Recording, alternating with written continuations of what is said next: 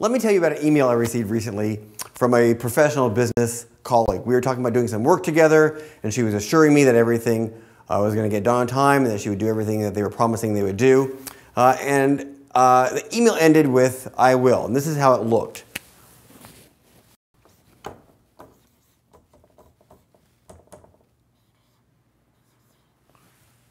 I will. Now, I appreciated her sincere efforts, but it was a little hard to take it seriously when I had the lowercase I and the happy face when the whole thing was all over. Now, I think, we are still in business. It still is business. And yes, I know it's a casual time of business, right? I don't miss my tie, as I like to say, but there comes a time when things are a little too casual. I think we need to have an email Bill of Rights. So let me talk about what those things might include. All right, so your first right in the email Bill of Rights is that you have the right to receive and make emails written in proper English with proper grammar. Look, email is not texting. Email is not talking. Email actually has become the dominant form of communication in business now. So you have to treat it as such. You need to use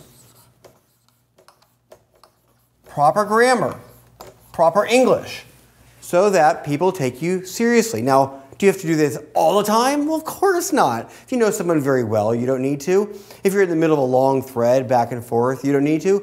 But at the beginning of a relationship, especially if you're trying to impress someone, especially, write it right. You would never use a little I for the word I, right, in a letter. Well, why would you do it in an email? You can't do it. So write properly, and that'll be really good for you. So what's your second right in this Bill of Rights? Well, you have the right to a response.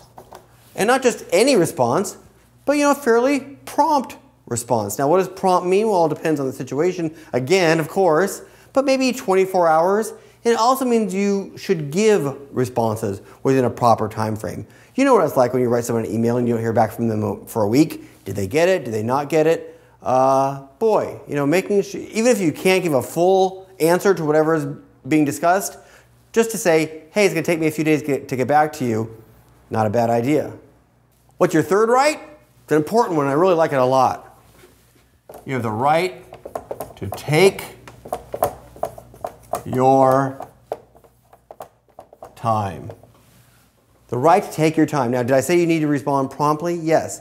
But when you respond, double check. Make sure you're sending it to the person you want to send it to. Don't do the fatal error of, for example, reply all when you don't mean to reply all, or you have some typos, or you didn't say what you meant to say. One of the great things about email is that you can say exactly what you mean to say, unless you don't take your time. So take your time. My fourth right in the email Bill of Rights is kind of sums up all of them, and that is this. Writing, I always tell my daughters this, is rewriting. Writing is rewriting. It has to do with your grammar, your response, taking your time. Make sure you say what you want to say it right, impress them, and you won't live to regret it. That's the email Bill of Rights.